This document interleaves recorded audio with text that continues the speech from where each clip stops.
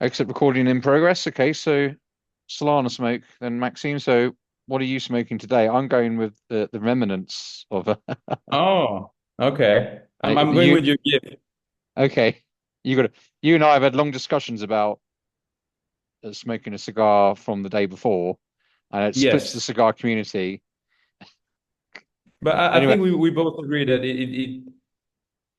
if it doesn't feel right to continue smoking, like just stop. And then and we're all about as well making sure that nothing goes to waste.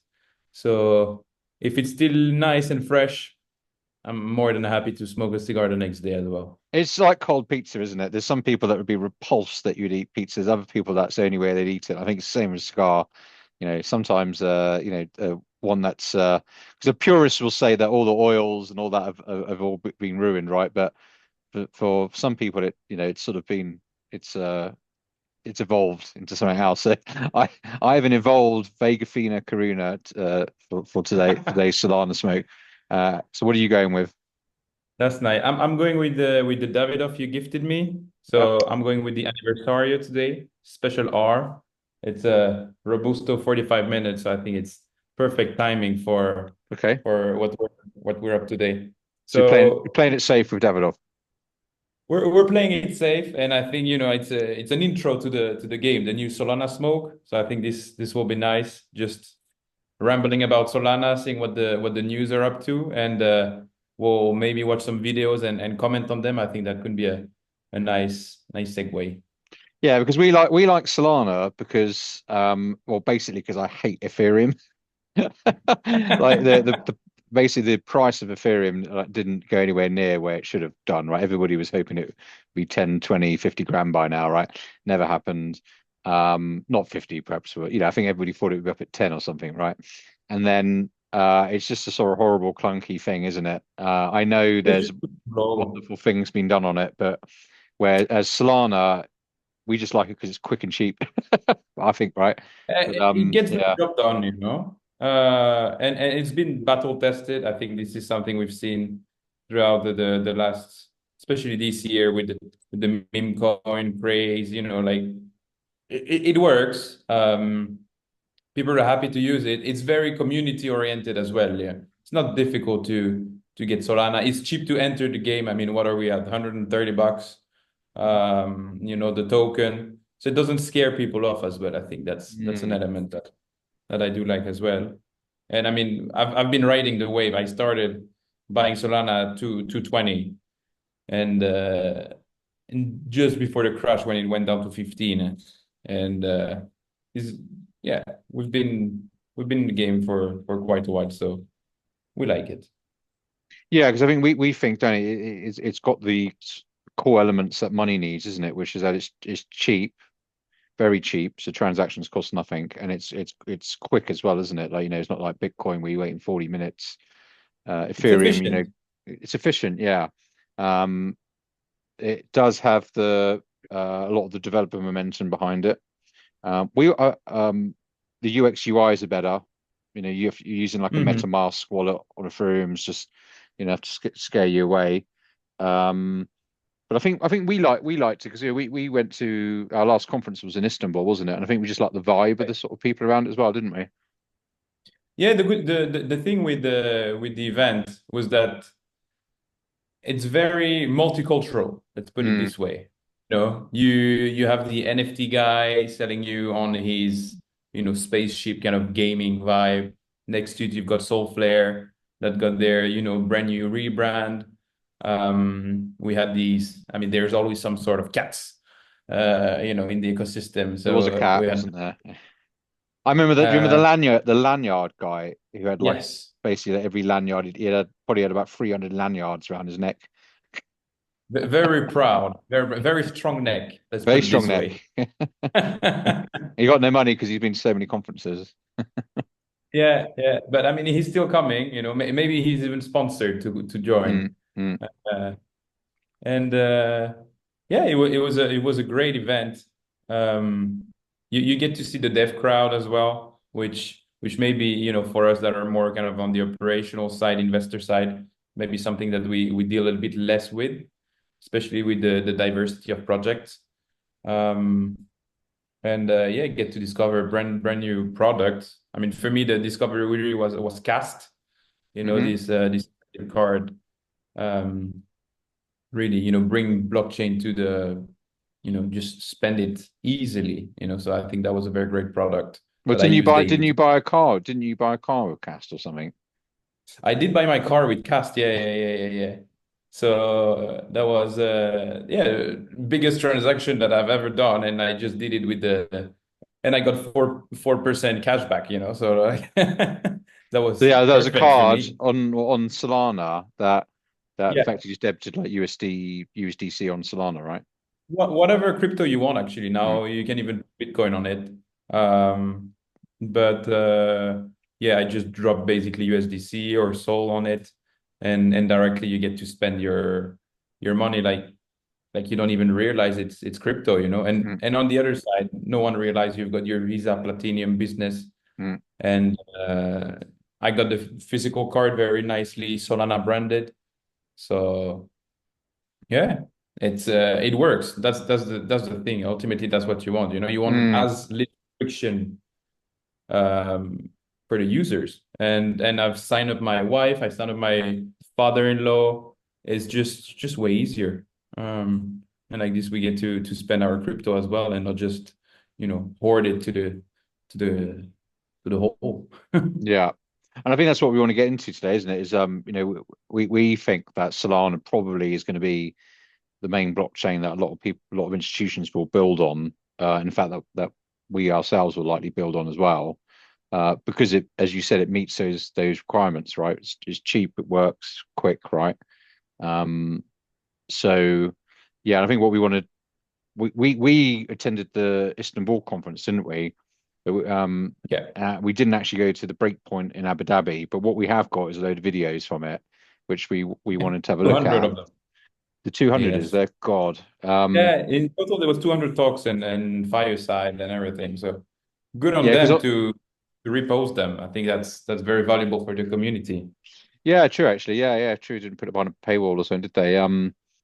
The because what seems to be happening, isn't it, is probably since just before that conference. This has probably started in autumn this year.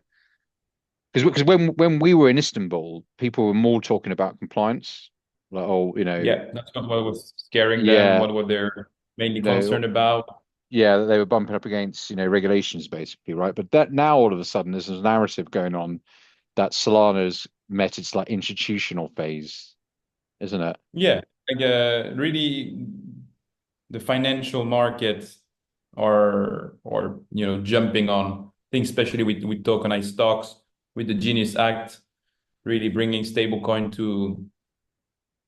to a state that can be legally used and issued. That's So true. It that could be to do with the Genius Act, sort of what given the legal certainty to stablecoins. yeah, I mean we have to think that now as well we're in line where Trump, the US president, has his own Solana meme coin. Mm. So so I think all of this kind of gave a push as well to the blockchain itself. A lot of eyes are going onto that direction. Um, I mean, I'm not going to comment on the price evolution of the Trump coin. I think that was maybe not the smartest move, or a lot of insider trading maybe. But but yeah, I think this is what really started the kind of push towards Solana, and now we see a lot of big names, JP Morgan, jumping on it as well, just to use the tech to their advantage, and maybe bring some efficiency to their old systems. Mm. Yeah. Okay. So I think what we wanted to do today, we were going to watch a video, weren't we? One of the clips from um Solana Breakpoint in Abu Dhabi, I think this was. Yeah. Um, and I picked this one to start with, just because I almost wanted to make a bit of a mockery of it, to be honest with you. So I think there's some serious points to take from this, but there is actually some mocking to do. But I think also it's sort of it shows you kind of what people are thinking, right? So if I just share, let's get that up on the screen. Okay, so I think we've got it going there. So yeah, let's dive into this video then. So it's too many suits, basically, is the title of the video. And here we are with our suits on, no, watching it. So just tell me to hit pause when you want to jump in with the comments. Yeah, Maybe I'll try and put sure. the volume down on it a little bit. But yeah, just shout pause. But we'll just yeah. Sorry, the volume's here, isn't it? It's a little bit loud. I mean, I mean, I think we can make some comments immediately now. Just by these are the guys that are claiming to be building the future of finance. Yeah. Yeah. I mean, they're clearly builders. I think that's something that we can well, we can identify. I mean, George Harrap has been in the game for very long. That kudos to him. I think he's one of the first projects that really, started on Solana. Whenever they launched the blockchain, he was there.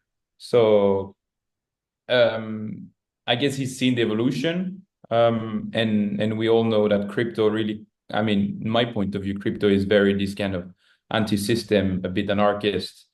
And then Solana is no different, you know. Mm. They wanted to build something different, something fast, something cheap. And now I think we're reaching a point where everyone wants to get in the game, and like they will probably say there is a lot of suits, a lot of institutional money that wants to jump in. Um, are they happy or they not? Let's find out.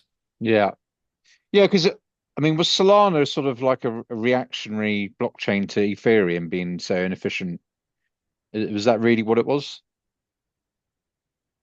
Um, I think I don't want to lie on camera, so I couldn't tell you exactly the reason why Solana started. I think that could be a very interesting topic, and we could bring some developer experts that really understand more the tech. For me, yeah, I mean, the founder of Solana comes from a background of building kind of chips for mobile. So Mm. I think it comes as well from this kind of very, very architectural kind of base, and really working with blocks, and this is why they went with the proof of history rather than proof of stake or proof of work, something that is very efficient, and and ultimately I guess it's a very much less energy heavy. So maybe that was the difference from first we have Bitcoin very very heavy on energy, very slow. Then you've got Ethereum coming with the kind of bringing smart contracts, bringing kind of the yeah the letting you play a bit more with the blockchain. And then Solana is just the next upgrade where they bring speed into it and very like massive throughput, where we're now hitting 50 Yeah. 50,000. Yes, no. If I remember right, actually, if no, maybe I'm thinking of card. There was one blockchain that was built to build games on, and maybe it Mm. was Solana. That's why the UX UI is better. Although maybe I'm thinking of one, but yeah, I think they had it's the way it sort of batches transactions and puts them on the blockchain, isn't it? It's like that's why it's faster and cheaper, right? So, actually, didn't you see it said about the guy being a mobile guy? Because actually, Solana were well, they have, haven't they? We're launching a Solana mobile phone. They have Yeah, their so it's sort of seeker phone, yeah, yeah, yeah, so it's in his DNA, isn't it? yeah. But Could be, anyway, could well, be. let's get into the video. Yeah, so like yeah, no, we met these guys, didn't we? So this is Step Finance. George is actually from Step Finance. They have Yeah. what do you call it? Like the sort of DeFi dashboard, don't they? If you're trying to work out what DeFi What's happening? protocols your Yeah. wallet's attached to, then that they've got a great tool for that. We did meet them, didn't we? We got some t-shirts out of them. We got some swag and Yeah. some merch out of them. So we can't be too hard on George because he's No, clothed us. no. But yeah, anyway, so this is it's interesting because they're going to talk a bit about yeah the suits coming in really. So but yeah, just shout stop when you've got a comment. Yeah, sure. But I don't hear anything. Do you hear it? Yep, I I don't can. hear it. Ah, okay. Ah, right, okay. Let me play it on my side as well, and then I'll. Yeah. I'll let you know. Give me a sec. Yeah, it's probably because you're doing it straight through Zoom, isn't it? So yeah.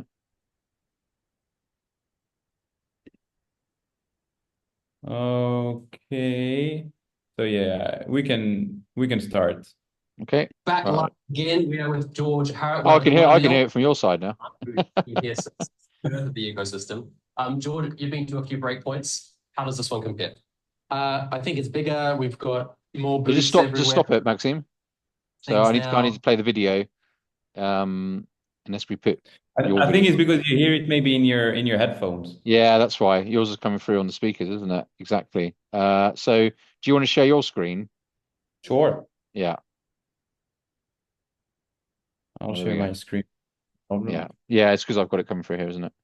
I just allowed you to do that. So technical challenges. Nothing we can beat. So let's go here. We'll allow that. We'll go here. We'll go there, and we'll just share.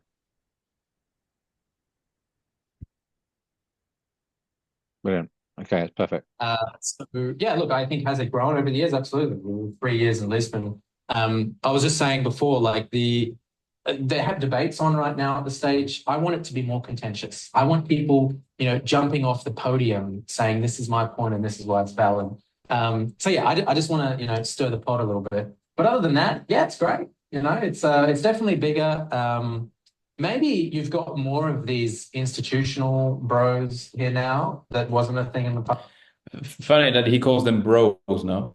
I I love it. mean, Yeah, I wanted to pull up. So are we institutional bros? I don't know. I would like to see what his stereotype of the institutional bro look like. That's for sure.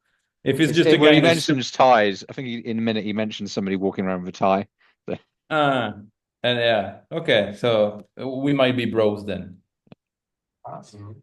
And just walking around, like trying to find people that you know in the ecosystem is actually harder, just because there's just a ton more people. So you're like going through the hordes of everyone. Too many suits. Yeah, well, yeah, yes, I would agree with that. Sure. Yeah, yeah, he yeah. calls. Is that not kind of the promised land? It's not even George bringing up the fact that there's too many suits. I mean, he's just putting words in his mouth.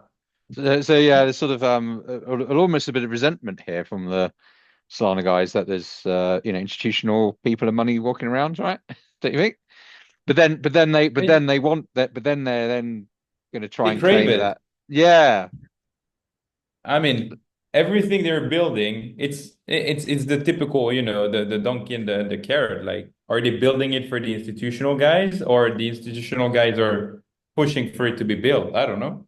it's almost a bit like Uh, I don't know, like a kid rebelling against its parents, right? And I'm going to go off and do my own thing, and you're all of you rubbish. But like really, it wants the approval of its parents for what it's done. If you know what I mean, isn't it? It's a bit yeah, like they're gagging for like JP Morgan to go, yeah, Solana's everything. We're building on it, right? They're gagging for the institutional approval, aren't they? yeah, and I mean they clearly just.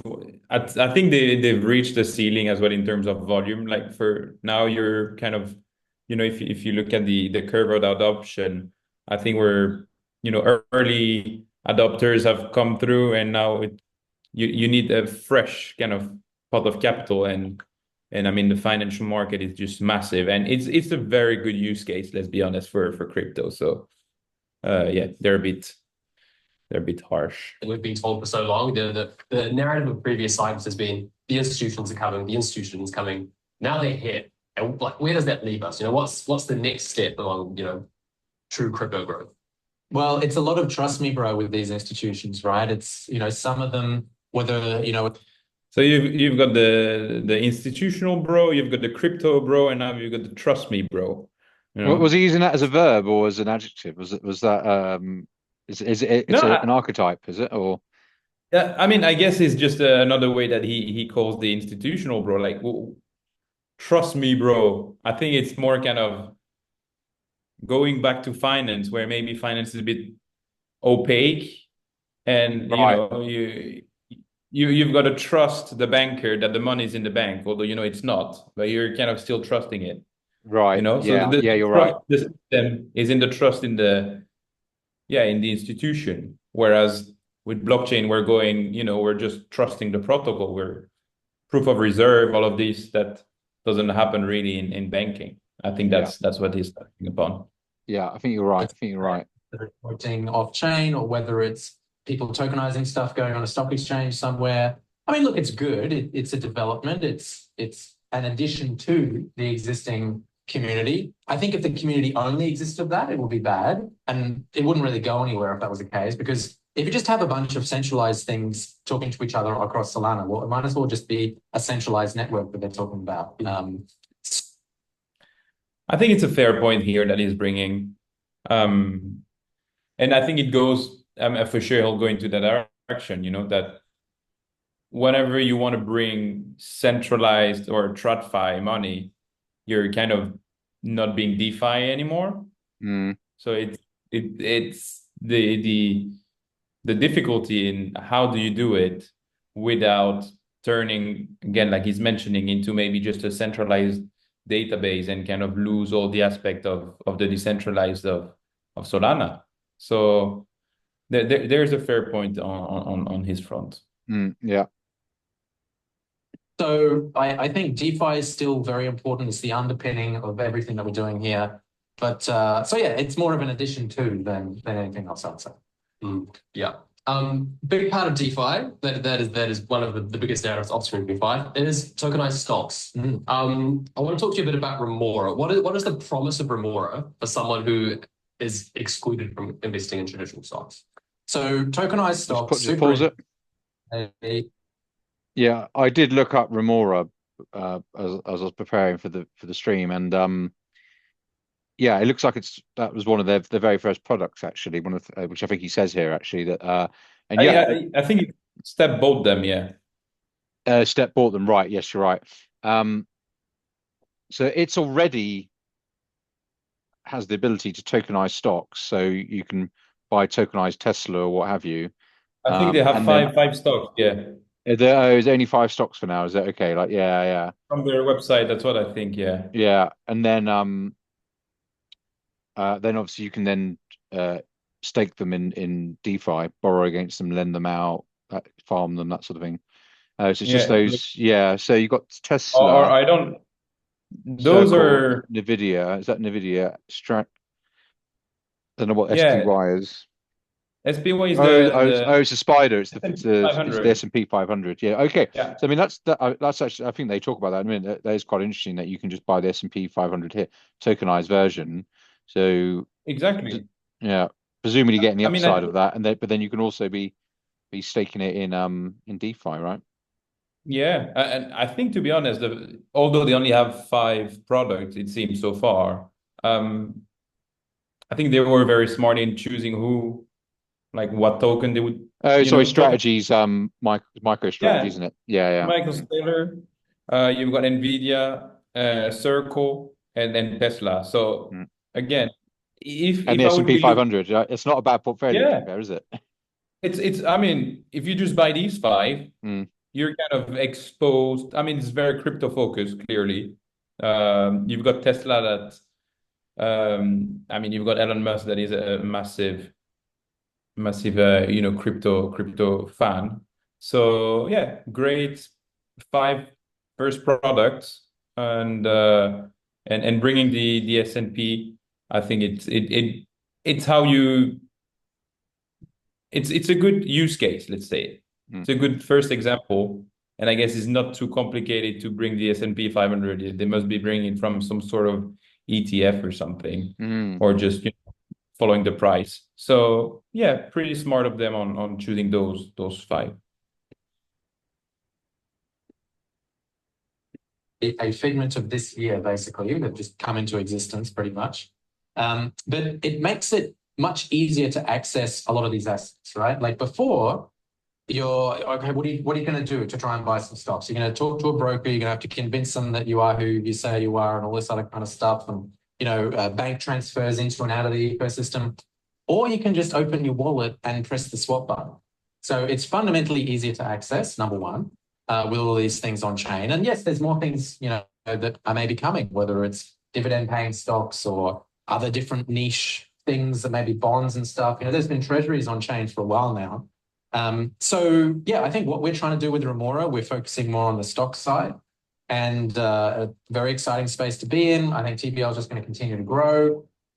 It's going to be one of those verticals of crypto that's just going to just hammer away and just get higher and higher, regardless of bull markets or bear markets. That's another thing. Is like in a bull market, right, which we've had previously in Solana, everyone's buying like with meme coins, right? And people go, "Oh, Solana's meme," but number one, it's not. Number two, when it was, a big thing, that was like most of the ecosystem, and whether it was a bull market or a bear market relied on if people were buying the memes. But now with stocks, you can be in a bear market and people are still going to buy the S&P 500 because I think he brings a fair point here. And maybe this is why he just, chose to go with the S&P 500 and then Tesla, kind of safe bets, I mean, strategy there, very crypto focused, very, I don't know if the safest bet. You just get basically Bitcoin on Solana again via strategy. So it's an interesting approach. Everyone was doing it anyway, so why not doing themselves, with Remora? So how do you think that's working legally? Do you think that Remora has purchased a load of or it's purchasing?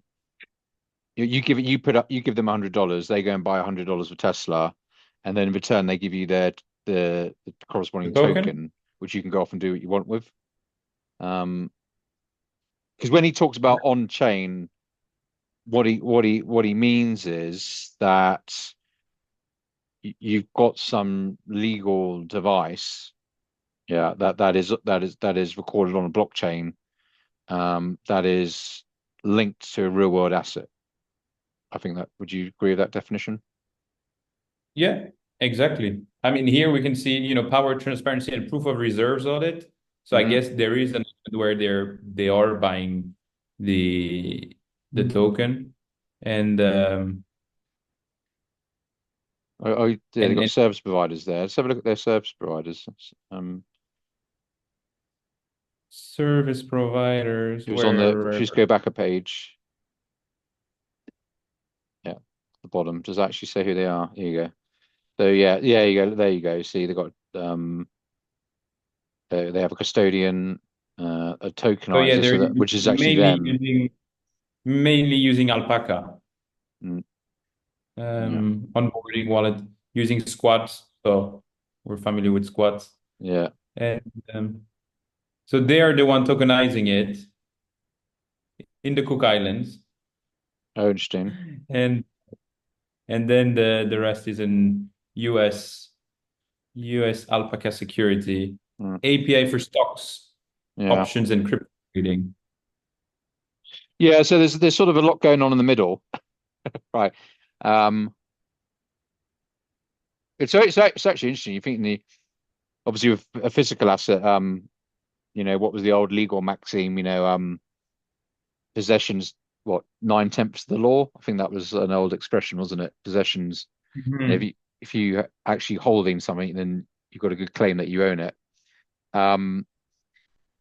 Where with digital, you're sort of getting further and further and further away, aren't you? Because you think something like this, you're buying the actual tokenized stock, so you're not even near the digital stock, and then you're going to go and shove it in DeFi. So there might be somebody on DeFi who then borrows it off you. So yeah, that sort of chain of ownership is quite interesting, isn't it? Yeah, but I mean, I guess this is one of the. I mean, what are the use case? You're tokenizing it, so as Remora claims on their website, it's available 24/7, so you're not, stuck with kind of market hours. That's one element. I don't know if it's the most interesting one. I think the most interesting is when you can bring these tokens somewhere else. You're giving them a second life. And I think that's why I wasn't overly convinced by his argument that it's easier, right? Because Revolut, you can buy currencies, and I think you can buy stocks, and can you buy? Well, certainly you can buy different crypto in it, and it's it's simple, right? So there's sort of Yes. digital banks, and I mean I've never used the Robinhood platform, but yes, okay, you have to KYC onto it, which is something he said. I think this is the only part he's mentioning that is really the differentiator, you know? Do you Like think that it's still like the onboarding. Mm. I think the onboarding is the only difference, especially now where we have all these brokerage accounts. We can really easily buy and sell, you know, on the press of a button. The only difference is that with all these platforms, you know, there is the KYC, there is the AML check. So you're just basically opening the market to kind of more of an unregulated, ultimately end user or unverified. Yeah, because I mean DeFi is really it's sort of peer-to-peer banking, really, isn't it? Right. So um the code facilitates the what you might ordinarily call banking transactions, right? Lending, borrowing. Yes, the middleman. Right. The The code code's is the the middleman, middleman, and you just basically. engage with the other counterparty directly via the code, essentially, right? Yeah. Now that they claim obviously that's great. You know, there's no KYC AML, there's no regulations, but I mean, a lot of these codes are effectively banks, right? I mean, in some cases, that you're locking the token in the smart contract. Mm-hmm. Um, there's lending and borrowing going on. There's interest being paid.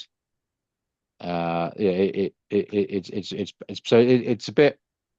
It's almost a little bit disappointing for him to sort of still go, oh, um, this is great because there's no KYC AML because I'm not sure that can last, Yeah. unless this just becomes the underlying tech layer and then on top of that you have your AML KYC thing, right?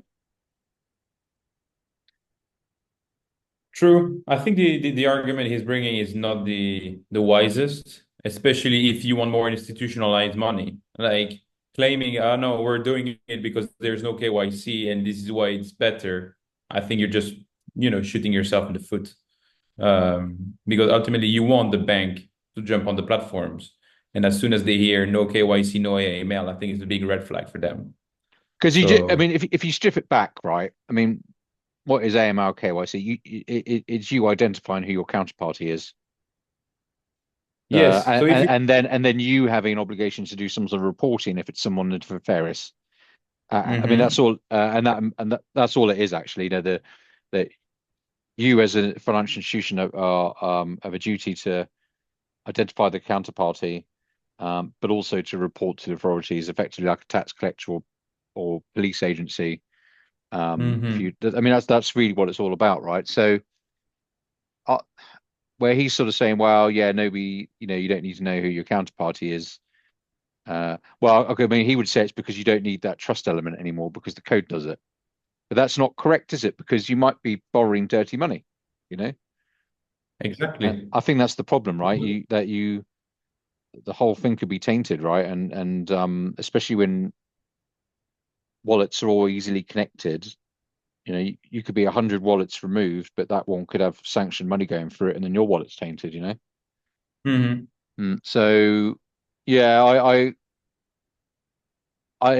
think it's a big discussion for the next 12 months. The whole does DeFi need to be KYC AML for it to properly handle institutional money, or does it Mhm. just become they just become like some sort of um, background software almost to people that are building Yeah. legitimate AML, say Or KYC businesses.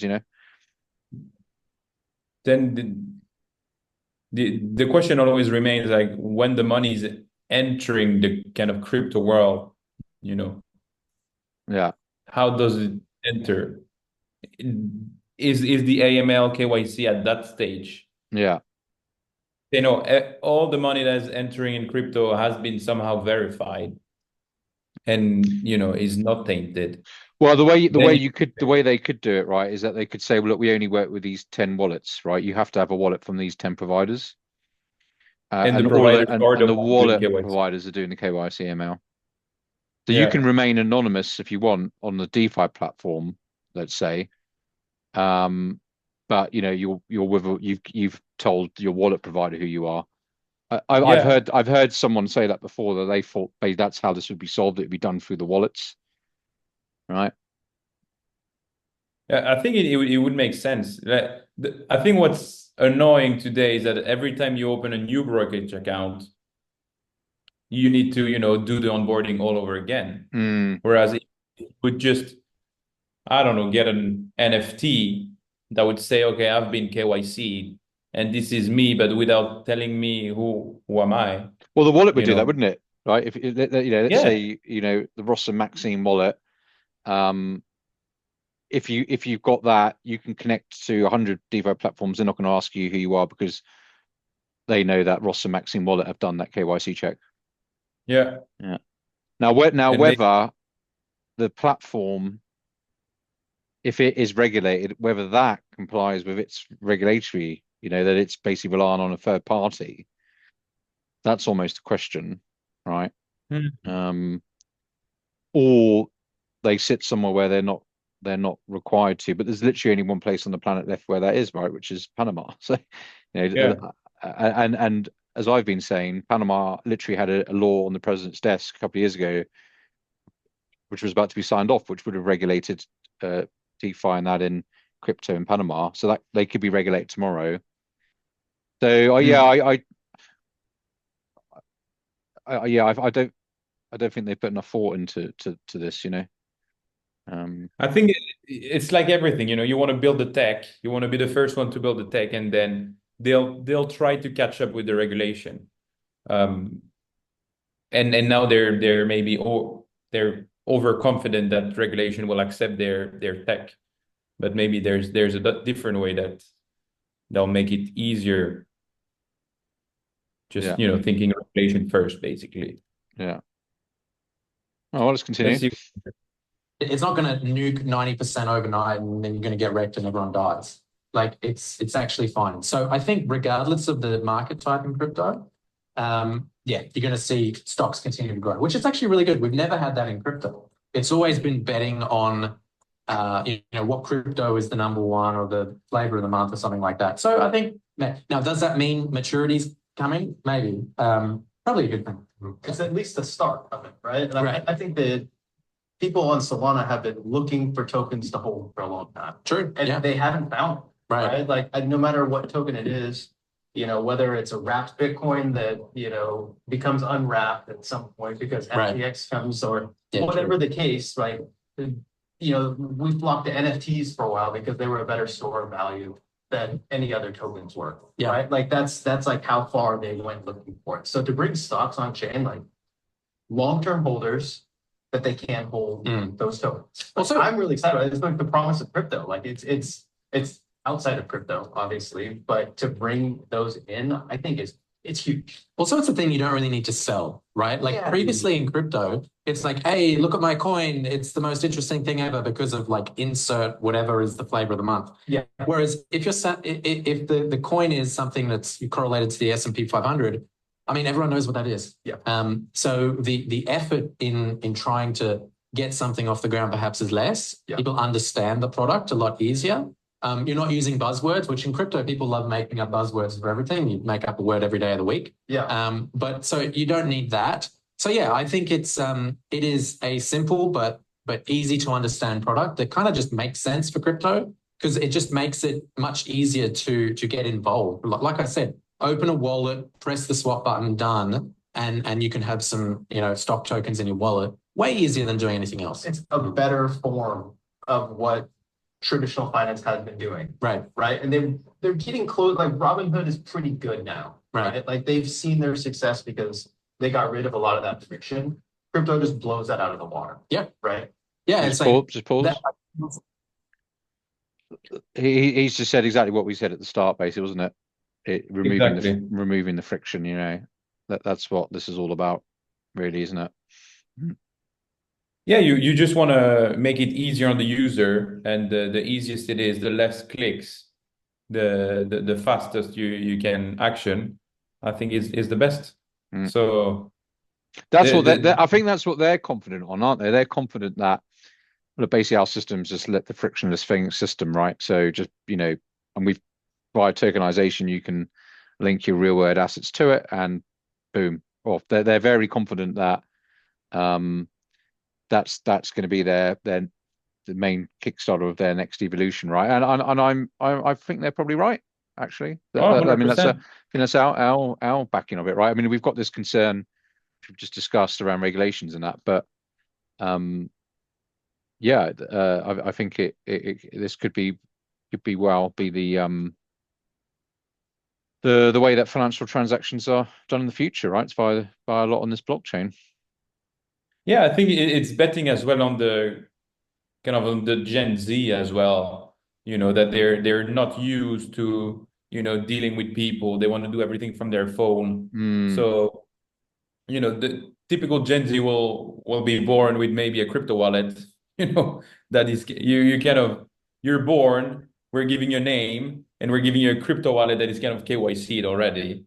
and Yeah. and then this is how you're accessing everything, and you don't need to then get a bank account or anything. No, you're born, you got your wallet, and it's who you are, and that's it. And then you interact with the world. Yeah, I mean that's a great point, isn't it? Because you could look at like sort of Chase, HSBC, the main banks as sort of the boomer infrastructure, right? And then you could look at like Robinhood as sort of millennial, right? So it's still a sort of bank broker, but it's a little bit more techy, but it's still KYC. But as you say, Gen Z, Robinhood's too overwhelming for them, right?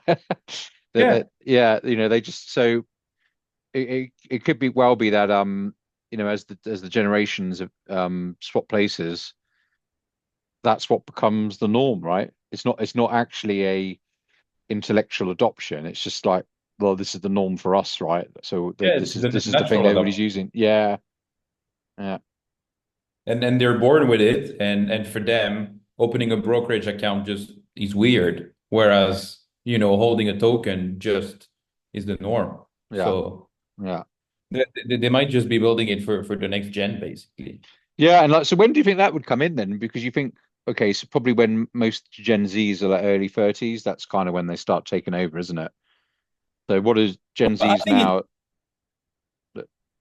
they're taking over more rapidly, I think.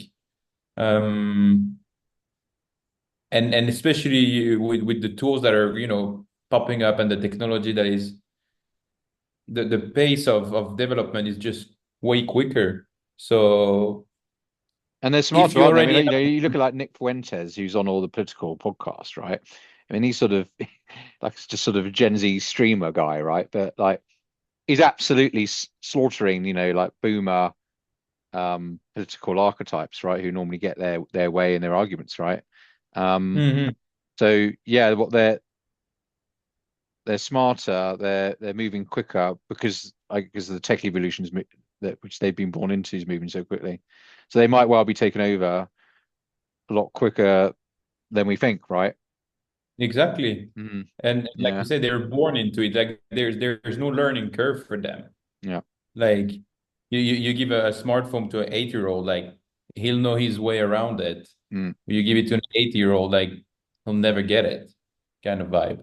So if you're thinking already, okay, let's design everything as frictionless as possible and as tech and smartphone oriented than we are currently, it'll just work because everyone will know their way around it. Mm.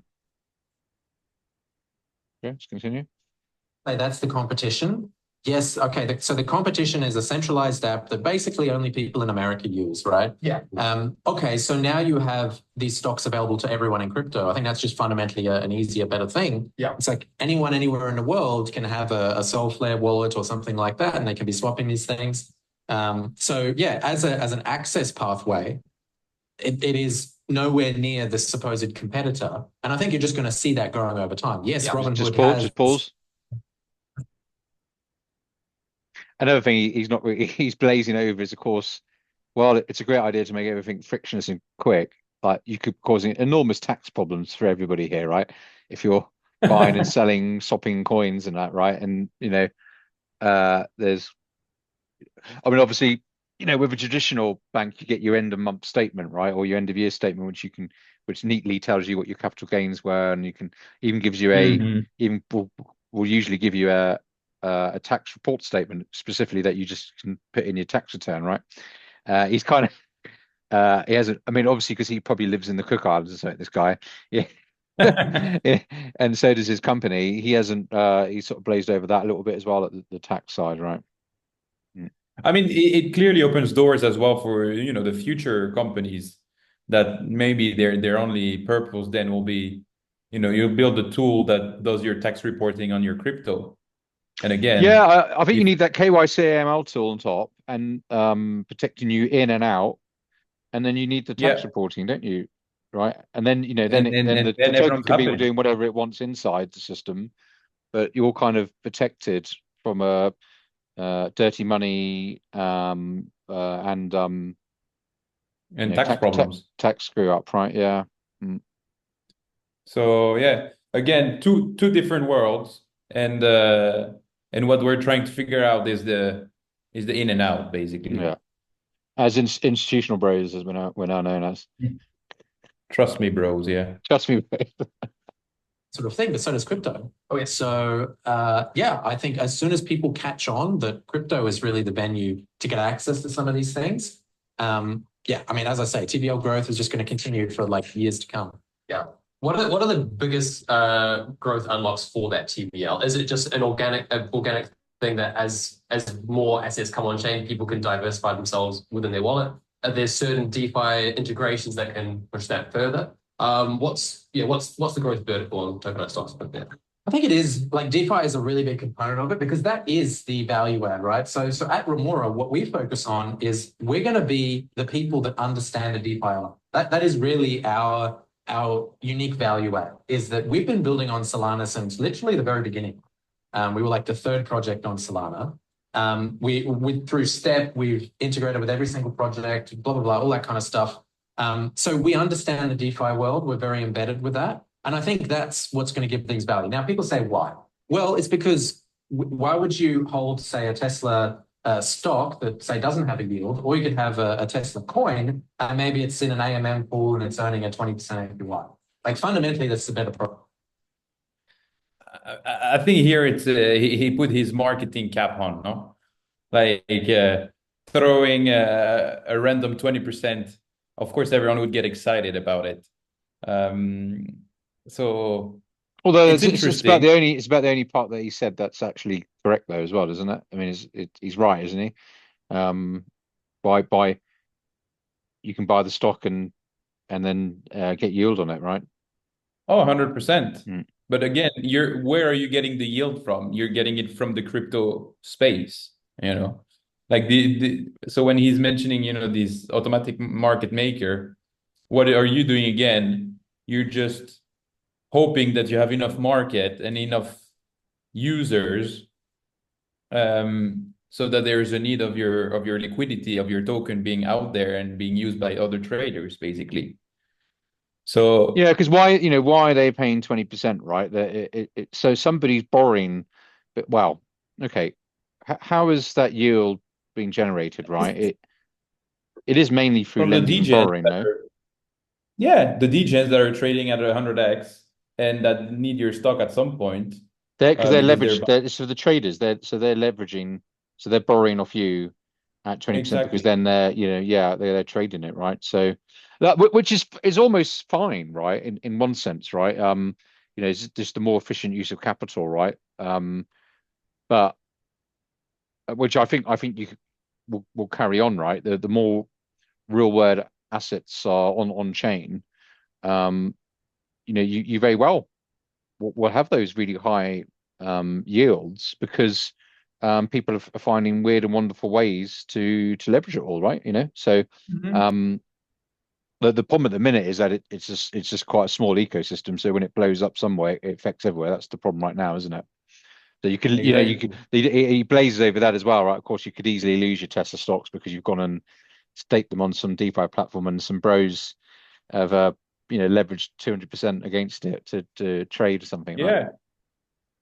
So again, I think it goes back that the tech they're building will permit all of this, will allow you to do all these yield and leverage, where in the current world, I think, it's very difficult from your brokerage account to do these, very creative financing solutions, basically. Yeah, exactly. Yeah, exactly.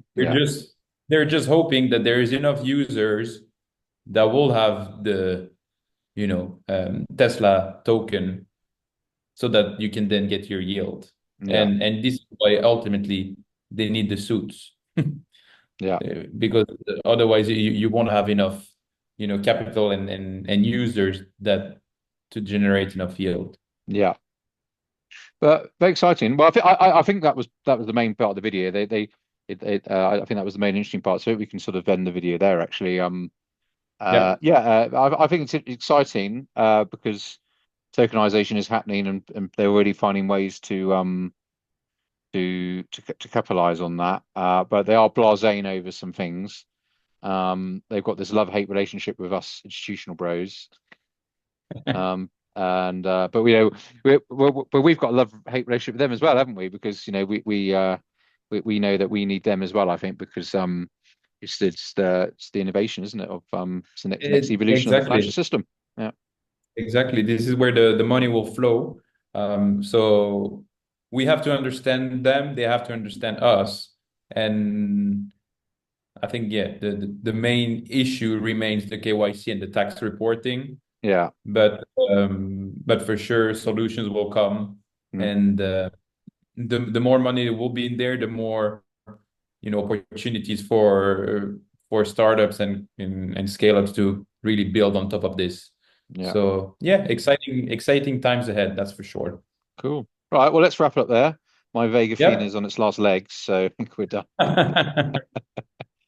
Well, and that was I'll stop nice the video there. Yep. Awesome. All right, see you next time.